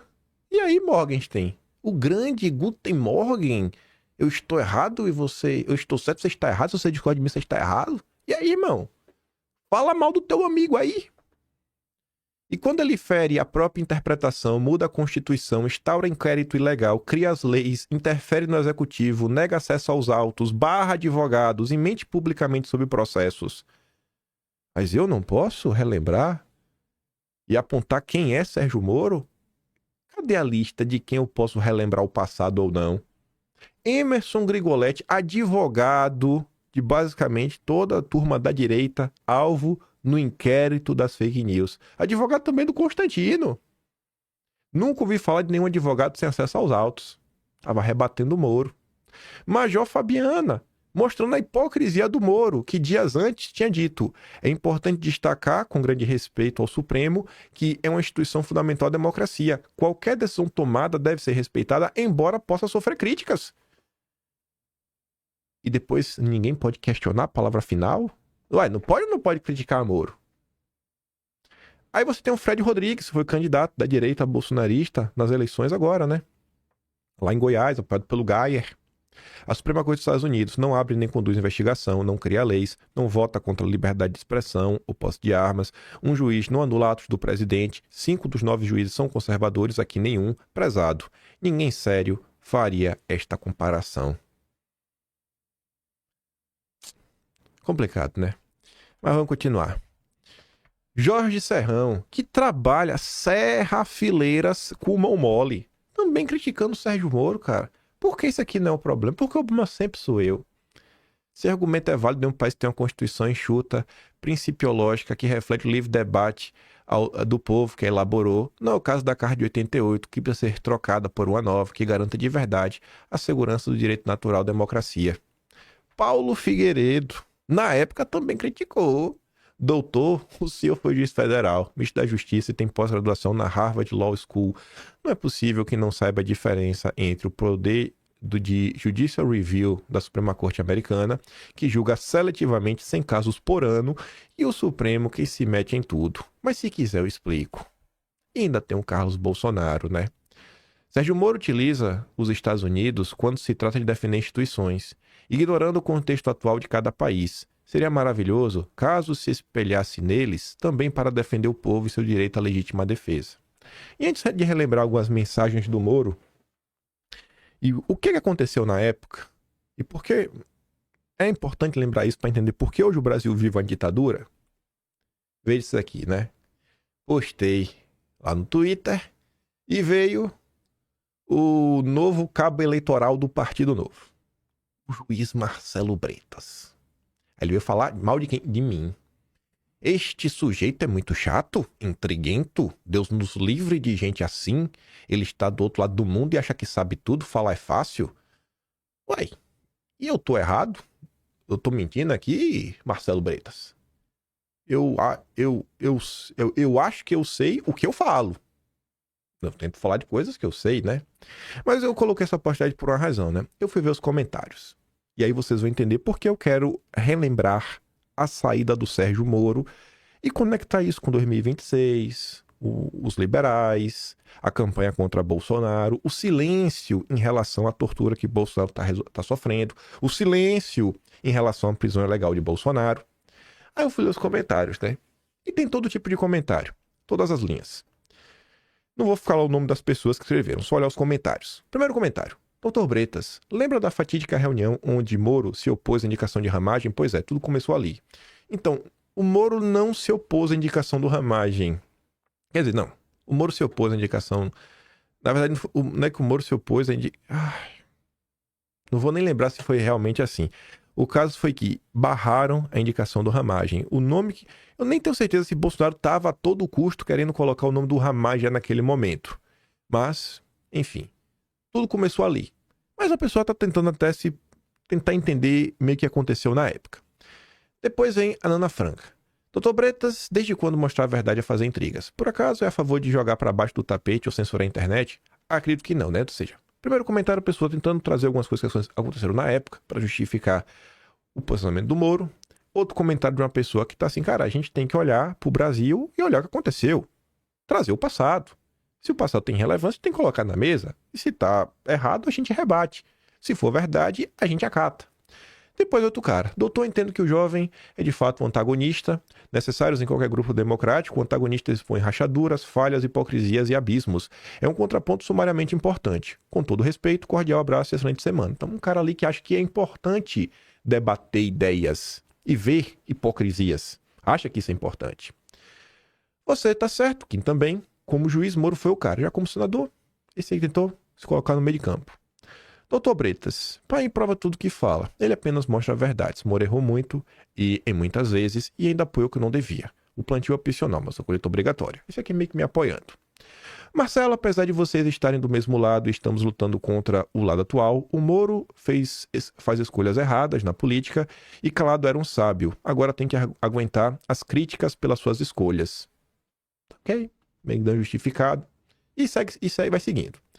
Mas ele tem um ponto. O Moro defendeu os crimes do Supremo contra a direita. Ele vai manter a opinião dele agora, que é vítima?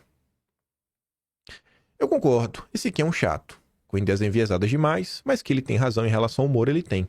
Que cara frouxo oportunista esse Moro. Eu não acho que frouxo oportunista cabe ao Moro. Eu acho que é pouco para descrever. Outro diz, é só rebater com argumentos, o que não aconteceu.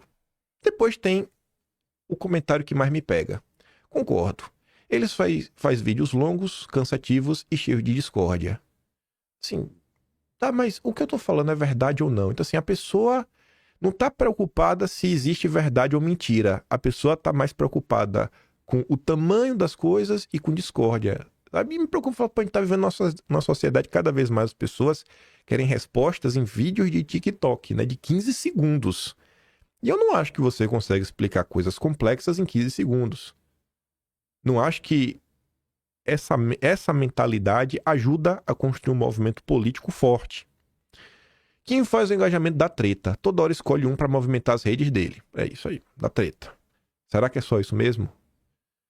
Falou tudo, Bretas. Queria ver essa valentia dele aqui em solo brasileiro. Valentia de quê? Valentia do quê? Sabe? Assim, é um comentário que eu também nem consigo entender. Aí depois vem, é um picareta, tá. Mas o que eu tô falando é mentira? É verdade? Olha como a maior parte desses comentários contrários sequer se dão ao trabalho de entender sobre o que está sendo dito.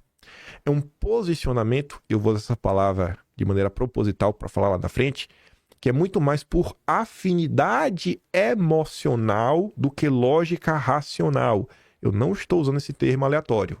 A gente vai entrar no estudo científico daqui a pouco sobre a direita brasileira. Eu já nem leio e passo reto qualquer coisa que menciona esse ser repudiável. Ué, mas tu não acabou de ler?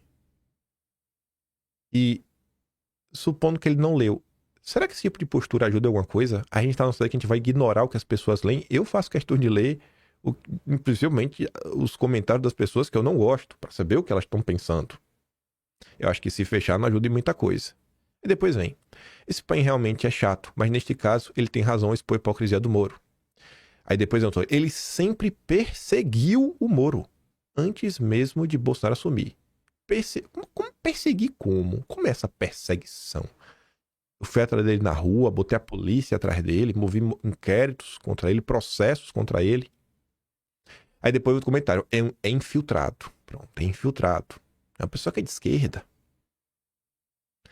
E o de baixo complemento, exatamente. Se estivesse aqui no Brasil, Kim já estaria afiliado ao PT ou PDT. Pronto. Eu estaria no PT, gente. Bretas, concordo, ele só atrapalha mesmo. Boa. E por fim, caras como esse Kim Paim escolhe quem pode errar na vida. Moro pode ter errado em alguma coisa, como foi a saída do governo Bolsonaro, porém já mostrou que se arrependeu. Fez muito mais pelo Brasil do que quem só faz confusão.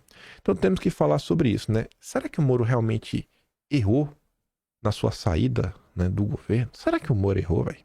Será que só foi um erro? E vejam só, temos que relembrar um pouco da saída do senhor Sérgio Moro. Separei aqui algumas coisas de vídeos antigos. Você vê aqui, ó, episódio 189. Hoje é o 2174, ou seja, 2000 dias atrás. Esse aqui foi o vídeo do dia seguinte da saída do Moro. Foi dia 25 de manhã. Olha isso daqui. Notícia da época. Polícia Federal na cola de 10 a 12 deputados bolsonaristas. Conduzido por Alexandre de Moraes, o inquérito inconstitucional das fake news, que censurou nosso site, vai acabar alimentando um inquérito sobre a carreata inconstitucional bolsonarista, que também é conduzido por Alexandre de Moraes. Curiosamente, essa notícia do antagonista foi parar no Jornal Nacional. Essa notícia foi parar no Jornal Nacional, mas foi parar lá por quê, né? Você vê, o PF na cola de 10, 12 deputados bolsonaristas. Essa é a mensagem aqui, conversa de Moro com o presidente, né, com o Bolsonaro. Isso aqui já é o destaque que o Jornal Nacional deu. Qual era a mensagem que o Moro bateu o print, né? Era essa aqui, ó. O Moro falava: imprensa, não é fácil. Estarei no Planalto às 9 para conversarmos. Aí Bolsonaro encaminha, alguém mandou para Bolsonaro, Bolsonaro encaminhou, e ele diz, ó, mais um motivo para a troca. E Moro diz: este inquérito é conduzido pelo ministro Alexandre, diligências por ele determinadas, quebras por ele determinadas, buscas por ele determinadas, conversamos em seguida às 9. Qual foi a narrativa vendida na época pelo Jornal Nacional? Que isso daqui provava que Bolsonaro estava tentando blindar os seus aliados de um inquérito e que, por isso, Bolsonaro não poderia indicar o diretor da Polícia Federal. O que é que Bolsonaro reclamava? Qual o lado de Bolsonaro nisso? Bolsonaro falou que estava mostrando essa imagem para o Moro para provar que estavam ocorrendo vazamentos recorrentes da Polícia Federal para a imprensa. O tempo todo, vazamento atrás de vazamento, e que isso aí não era bacana e que isso daí tinha que acabar. Isso daí tinha que acabar. Esses deputados na mira, isso daqui foi dia 24 de abril, no dia 27 de maio, né, um mês, 3 dias depois, foram alvos da busca e apreensão, que também bateu lá no Terça Livre e bateu na porta de outras pessoas. E aí, olha que curioso, olha esse print aqui do celular do Moro. Tu tá vendo que não tem a resposta de Bolsonaro? O Moro não deu nem tempo para Bolsonaro, né, respondê-lo. E aqui é o print que foi parar na TV. Aí, olha só como são as coisas, né? Que foi que o pessoal notou na hora. Que foi parou na TV. Se alguém ainda tem dúvidas das intenções do Moro, é só ver que ele tirou o print da conversa às 7h33, no mesmo instante da resposta. Ele nem esperou a coletiva do presidente às 17h. Às 10 da manhã, a Globo já sabia do discurso dele. Já acordou com esse objetivo. Tudo premeditado. Moro fez tudo que fez de caso pensado. Ele manda às 7h33 e bate o print. Na mesma hora. De caso pensado para incriminar Bolsonaro. Isso daqui foi um erro? E ele se arrependeu disso daqui como? Por que a gente não pode aprender isso daqui? Por que a gente tem que varrer esse tipo de coisa para debaixo do tapete? A grande luta dele não é pela liberdade de expressão? Aí, passar 2 dias depois. Aqui tá a notícia da época, né? Falando do que tá acontecendo e tudo mais. Tinha coisa para comentar. Deixa eu ver se tá aqui nesse vídeo. Tá, acho no vídeo seguinte, o 190. Mas eu nem coloquei aqui. Que é a matéria da Bela Megali, às 10 da manhã, né? Tudo premeditado, a saída do Moro. Aí olha só que curioso. No dia que o Moro sai do governo, que é o dia 24 de abril, No mesmo dia, o Supremo determina que PF mantenha delegados na apuração de fake news. Não pode mudar a equipe, não.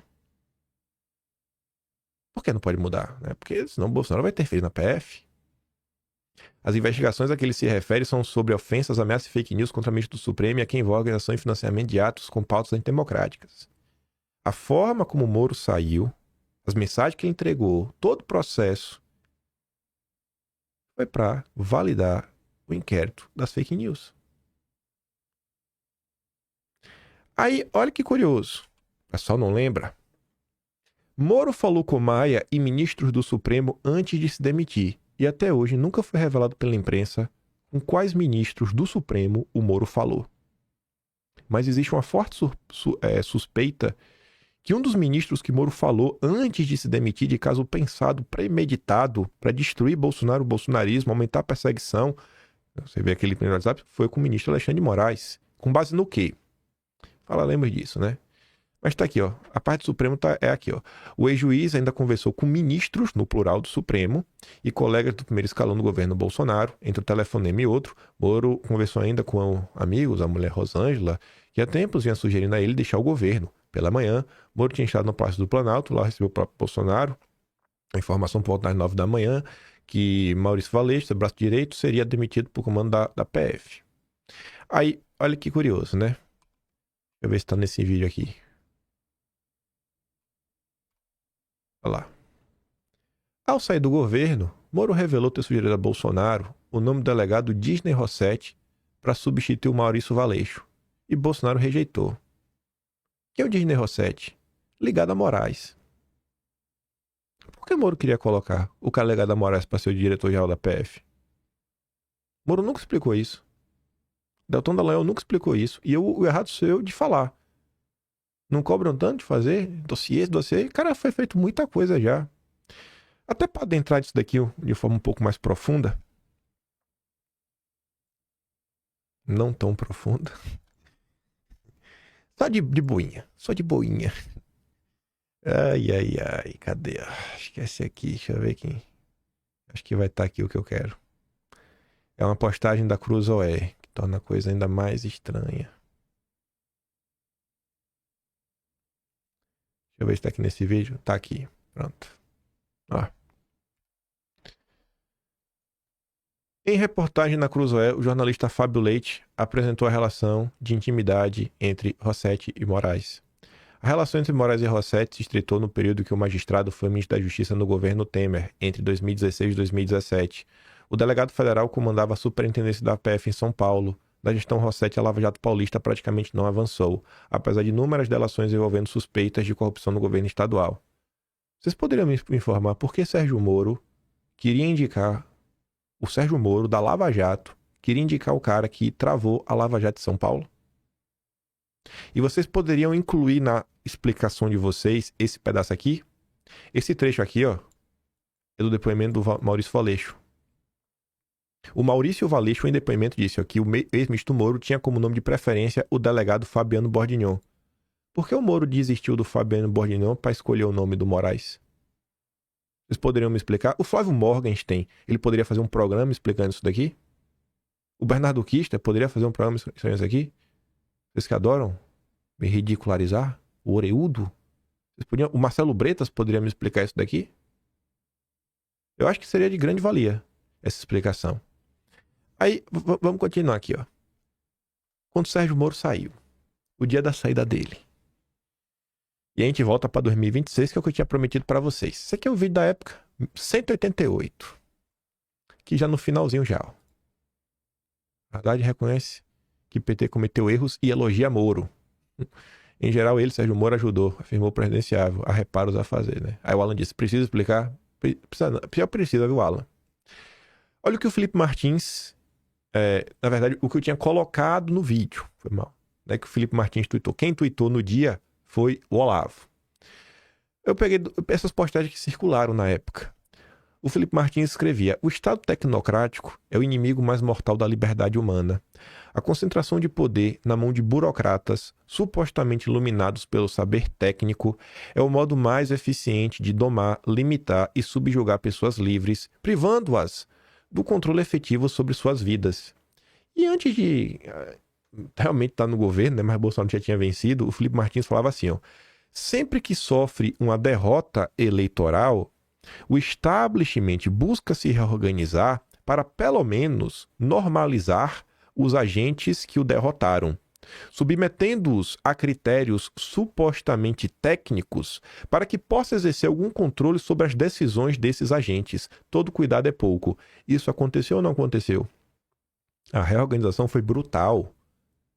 E aconteceu com apoio de gente como o Moro, defendida pelo Marcelo Bretas, defendida pelo Deltan Dallagnol e pelo Flávio Morgenstern. Eu não vou baixar a cabeça para esses intelectualzinhos de minha tigela que faz curso e não faz nem direito. Pelo amor de Deus. Quando o Moro sai, o Olavo falou isso daqui, ó. A cultura política do juiz Moro sempre foi deficiente. Ele nunca entendeu nada das situações em que se envolvia e nunca teve a humilde iniciativa que me pedia que as explicasse depois. O Moro nunca foi anticomunista, apenas antipetista, o que é a definição mesma do pseudo-bolsonarista aproveitador. O que é o movimento antipetista hoje, que é o do Ciro Nogueira? Podemos falar que Ciro Nogueira é um pseudo-bolsonarista aproveitador? O antipetismo é suficiente para uma pessoa ser tua aliada? E aí?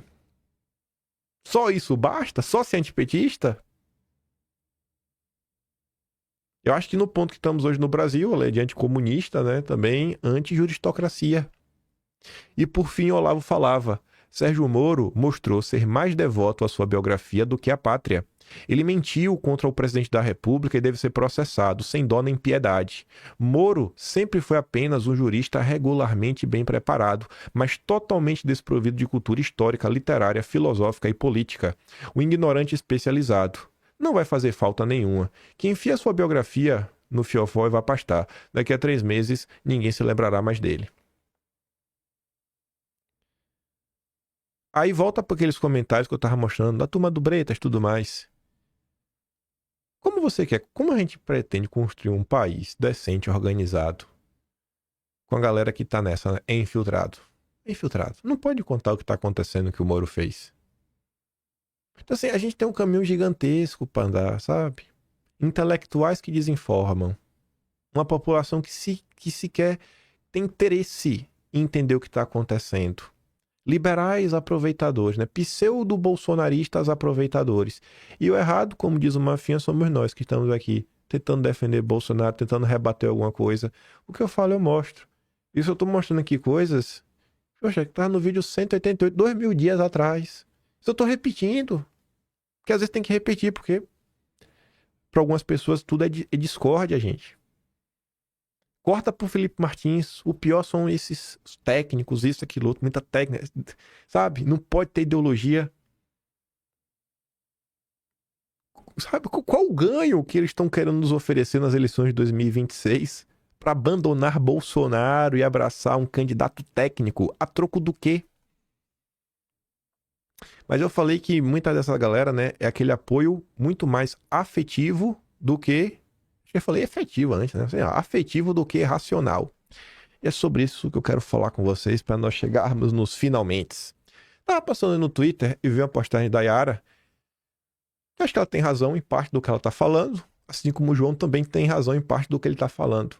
A Yara postou uma matéria lá do GGN, do Luiz Nassif, falando assim, ó, o bolsonarismo como fenômeno de opinião pública. A esquerda tentando fundamentar o perfil do bolsonarismo. Tá, e eu acho que isso é importante, porque eu tento também desenhar como a esquerda pensa. O que até hoje eles não conseguiram entender é que o bolsonarismo é orgânico. Sim, isso aí tem parte da esquerda que não conseguiu compreender. Mas esse estudo está tentando entender, pelo menos, as divisões internas. E aí o João fala uma coisa que eu acho que é acertado, que ele fala assim, ó, não podemos subestimar a esquerda. Eles estão investindo em estudos para nos destruir. Enquanto isso, os deputegues de direita seguem lavando a alma em vídeos lacradores no YouTube. Eu fui dar uma olhada nisso, né? Tirei aqui um pouco de ordem à tabela. O bolsonarismo como fenômeno de opinião pública. Ferri Júnior propõe uma nova metodologia de análise do comportamento político e oferece uma visão mais precisa do eleitorado de Bolsonaro. Eu ainda acho que está muito aquém, mas eles estão começando a tentar entender. E aí ele coloca ali, ó, conclusão. O bolsonarismo não é um bloco ideológico homogêneo, não é mesmo, mas uma colisão de perfis distintos, porque ele vai considerar bolsonarista todo mundo que vota em Bolsonaro. Tem muita gente que vota em Bolsonaro porque não quer o Lula, né? Mas que na primeira oportunidade quer destruir o bolsonarismo. Há antipetistas liberais, autoritários militaristas, moralistas religiosos, unidos mais por rejeição à esquerda do que um projeto em comum. A pesquisa refuta a ideia de que o bolsonarismo possa ser reduzido a discurso populista ou ideologia reacionária coerente. É muito mais complexo do que isso, né? Até encontrar uma ideologia coerente é difícil. O voto bolsonarista combina valores conservadores e políticas sociais, revelando a complexa interseção entre religião, segurança e antipetismo na formação da direita brasileira contemporânea. Ele só dividiu em 3 blocos, que eu acho que são muito mais do que 3 blocos. Mas qual é a tese dele? Que eu não acho que está de toda errada. Eles estão se esforçando para entender. Enquanto isso, parte da direita quer olhar para o lado de lá como se todo mundo fosse igual. E às vezes está todo mundo comunista. Ciro Nogueira é comunista, Kassab é comunista, Moraes é comunista, Dilma Mendes é comunista, Lula é comunista, todo mundo é comunista. Não dá para ser todo mundo comunista ao mesmo tempo, sabe? É uma definição ruim. Eu acho ruim, acho melhor entender as nuances que existem na esquerda, conseguir classificar melhor. E muito mais importante do que o rótulo, o nome do rótulo, é o que o bloco pensa. Por isso que eu achei que esse cara até mandou bem. Esquecendo o rótulo, desses aqui, eu acho que o melhor que ele utilizou foi o primeiro, liberal antipetista. O outro, militarista punitivista, conservador. O que é o liberal antipetista? Progressista nos costumes, sim. A galera da Faria Lima. E nas políticas sociais, baixo apoio ao militarismo, pouco religioso. Interpretação, eleitores que não compartilham valores conservadores, não têm ideologia, a ideologia deles é o dinheiro, mas rejeitam o PT, né? Antipetismo puro. Depois vem o militarismo punitivista. É um nome ruim para classificar aquele cara, como é que eu posso falar? Meio pragmático que ele coloca aqui, né? Aquele cara que não é de esquerda, mas que acha que às vezes política é um negócio que ele não tá muito interessado, ele quer resolver. Conservador em segurança e moral, favorável a muita coisa, mas progressista em políticas sociais. Lei e ordem pragmático, mas próximo do discurso de segurança bolsonarista. E ele coloca como ultraconservador, né? Muito conservador em temas morais. Ou seja, o cara que realmente tem uma ideologia, mas apoia políticas sociais. Base ideológica do bolsonarismo. Olha que curioso. Ele acha que é estranho que a galera que apoia as políticas sociais, ela que apoia mesmo, vão ser esses dois. Esse aqui ele só fala que é progressista nas políticas sociais, mas apoio mesmo a políticas sociais somos nós, os bolsonaristas, com ideologia, e aquele cara mais à direita que quer que lasque com tudo, vá pra cima do sistema, contra o regime. Essa galera apoia as políticas sociais. O liberal não. Não políticas como Bolsa Família. Ele é progressista, né? Ele apoia políticas, né? ESG, de meio ambiente, tudo mais, muito verdinha, mercado de carbono. Isso ele apoia. Bolsa Família não. Mas ele é antipetista. E aí tem uma discordância gigantesca. E esse cara tá tentando quantificar isso. E aí esse mesmo cara acha que se você apoia a Bolsa Família, você obrigatoriamente é de esquerda. E assim, a questão da Bolsa Família é porque ninguém quer ver o Brasil passando fome, né? Pelo amor de Deus, o ideal é que ninguém precisasse de nenhum tipo de apoio do governo. Eu sei que fui lá, peguei o texto para dar uma lida. Você vê aqui, ó. O artigo foi publicado, acho que essa revista aqui é da Unicamp, que é a revista CESOP. O bolsonarismo como fenômeno de opinião pública. É um artigo, 20 e poucas páginas, que é referendado, fez várias análises de dados, clusters, perguntas. O cara foi atrás. A galera da esquerda está tentando entender. A galera da esquerda está tentando entender, enquanto parte da direita sequer quer abrir o coração para ouvir sobre Sérgio Moro. E ele terminava na conclusão falando: identifiquei 3 abordagens principais para o estudo do bolsonarismo. Uma é formada pelos trabalhos que tomam esse fenômeno como de natureza discursiva. Uma variante dessa abordagem é formada pelos trabalhos que definem o bolsonarismo como ideologia. Ele vai analisar muitos discursos, né, as falas, para tentar identificar o que seria o bolsonarismo, que ele meio que discorda. Ainda em relação à abordagem discursiva, pretendo ter mostrado que é bastante impreciso afirmar que o bolsonarismo seria a soma de todos os fatores ideológicos, lava-jatismo, golpismo, bandeirantismo neoliberal, udenismo, etc., que é uma tese do Christian Lynch. Pois há grupos numerosos de bolsonaristas que não são particularmente adeptos do neoliberalismo ou mesmo do golpismo. Quem é a favor aí de juros elevadíssimos para enriquecer banqueiro, cara, não é bolsonarista, né? São os apoiadores do Lula e do Haddad. Por fim, os trabalhos dessa vertente são incapazes de identificar as diversas combinações de preferências, suas diferentes intensidades, que formam o eleitorado bolsonarista, coisa que conseguimos fazer neste artigo. Os trabalhos que tomam o bolsonarismo como fenômeno sociológico em geral também não reconhecem claramente a diferença entre emissão e recepção de discursos, argumentos ou conteúdos. Aí, sei lá, os caras reiteradamente se referem ao bolsonarismo como se eles tivessem uma unidade semântica subjacente e pode ser rejeitada pela análise de clusters que mostram perfis bastante diversos de eleitores bolsonaristas já no primeiro turno, ou seja, entre aqueles que têm um voto em Bolsonaro como a primeira opção. Ao invés da hipótese da unidade, cale o abraço da diversidade, identificando 16 tipos de bolsonaristas. Contudo, essa interpretação não consegue separar tendências majoritárias e minoritárias entre os seguidores do ex-capitão. Nossa análise faz isso, pois podemos ver claramente que, se há grupos significativos de bolsonaristas que defendem valores conservadores da família, há os que são liberais no âmbito dos valores e também aqueles que preferem medidas punitivistas na questão de segurança. Por fim, a abordagem que mais se aproxima deste artigo, aquela que toma o bolsonarismo pela perspectiva do comportamento político/opinião, vem corretamente identificando as variáveis socioeconômicas e ideológicas que descrevem o fenômeno. Pretendi mostrar aqui que, partindo da identificação das variáveis relativas à adesão a valores e ao grupo a políticas públicas, é possível, por meio da análise de clusters, identificar grupos de eleitores/apoiadores com perfis distintos. Sim, tem muitos grupos distintos. Por exemplo, descobrimos que há um grupo de eleitores de Bolsonaro que é liberal em quase tudo, a não ser sua preferência eleitoral por Bolsonaro. Seriam eles antipetistas puros? Também descobrimos que preferências conservadoras em relação à segurança pública, ao militarismo, caracterizam um grupo de eleitores de Bolsonaro que é liberal em relação a valores e progressista no que toca a políticas sociais. Por outro lado, há um grupo importante de bolsonaristas ultraconservadores em quase todas as variáveis, que também é majoritariamente evangélico. Na verdade, a variável evangélico merece ser explorada com mais cuidado, testando possíveis subdivisões da categoria, mas isso deixaremos para uma futura contribuição. Os caras estão tentando identificar cada um dos grupos das divisões, porque quando você conhece o seu adversário, é mais fácil de você montar um plano para você destruir o seu adversário. A esquerda faz um trabalho sério de identificação. A esquerda, não quero saber. Não me conte, só passar. É um momento de união, inimigo do meu inimigo é meu amigo, bababá, pipipi, popopô. Sabe? Onde vocês querem chegar no final do dia com isso? Onde que vai chegar com isso? Pelo amor de Deus, gente. A direita, ela não soube contar a sua história. A direita não só não soube, como ela ainda não sabe. Eu vou valendo.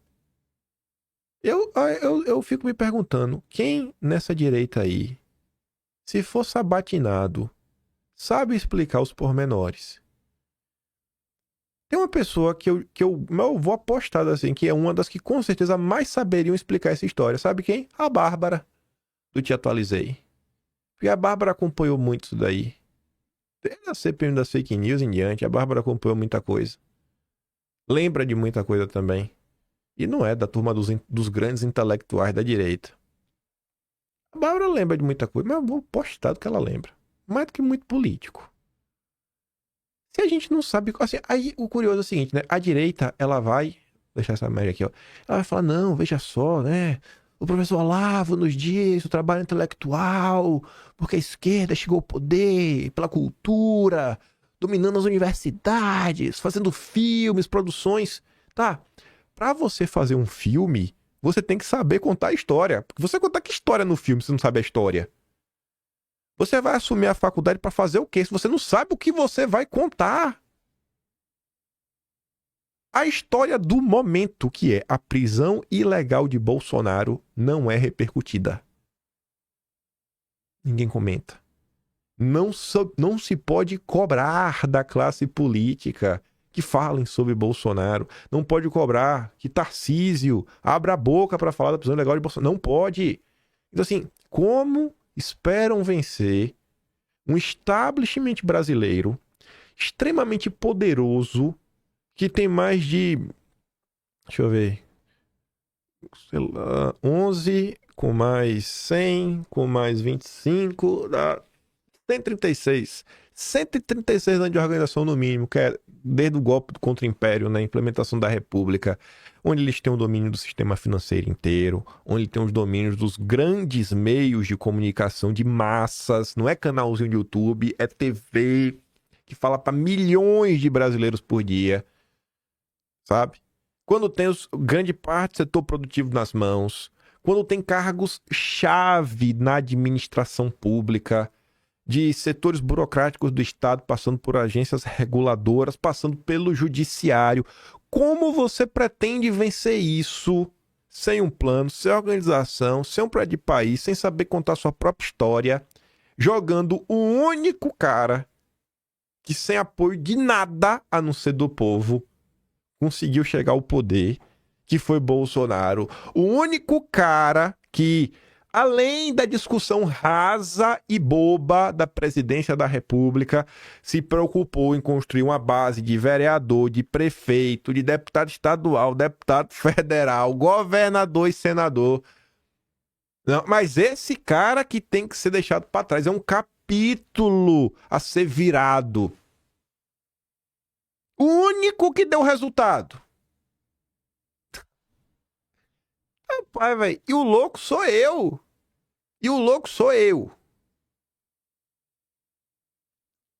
Sério, se você acha que eu tô meio louco, você me diz. Não, irmão, você me diz com argumentos, né? Você tá louco por causa disso. Jogue Bolsonaro do abismo, que ele já foi. Aí você me fala aí que às vezes eu posso estar louco também, né? Enfim. Eu me recuso a comprar a narrativa da imprensa e a narrativa aí de setores da direita, principalmente os mais simpáticos aí, a turma do Novo, a turma do mercado financeiro. Tô de boa. Prefiro seguir apoiando aí o Jair, se não for o Jair, o Eduardo. Acho que ideologia é importante, sabe? Acho que a eleição não é só a presença da República. Acho importante ter um representante numa eleição majoritária como esta, porque você tem que eleger uma bancada grande também de pessoas alinhadas, porque as pessoas alinhadas vão colocar assessores alinhados, pessoas boas dentro da máquina, que fé em Deus. Poxa, daqui a 2 anos, né, 2 anos depois da eleição, se elegem vereadores, quem sabe até prefeito. Na próxima eleição pode vir para deputado estadual e ir crescendo, alimentando, porque esse é o processo de qualquer lugar no mundo, de alguém que quer crescer, do que eleger gente que tem um governo de um estado na mão e não dá uma secretaria que seja para alguém, porque é ideológico demais, é radical demais, que quando o Bolsonaro está sendo preso ilegalmente, não abre a boca para falar nada. O cara é Eduardo Bolsonaro mesmo, na cabeça. Vai, Dudu, vai que é tua. Vai que é tua, Dudu. E vamos que vamos. Ai, falei o que eu tinha para falar hoje. Vou mandar os vídeos que eu dei lá no canal. É isso, né? Aprenda a história da perseguição. Porque se fala assim, não, lá na frente, né? O mundo vai saber a verdade. Tu vai ter que saber contar a verdade, né? Que verdade que tu vai contar? Que verdade que tu vai contar? A verdade que está registrada no Atlas Brasileiro, kimpaim.com.br. O único registro, porque é o único mesmo da história nacional, inclusive dando muito destaque, né, ao lado da direita e desmentindo muitas vezes o que sai na imprensa da época, né? Os eventos, tudo que aconteceu de 1º de janeiro de 2023 até hoje. Mas que, segundo o Flávio Morgenstern, não passa da revista Caras. Só são prints. Os prints que tanto machucam. Eu fico por aqui. Se gosta do meu trabalhinho, quiser ajudar um pouco mais, para assinar membro do canal, tem um botão de valeu, tem um Patreon na descrição. Vejo vocês amanhã. Aquele grande beijo e abraço. Tamo juntos. Valeu, meus amigos. Fui!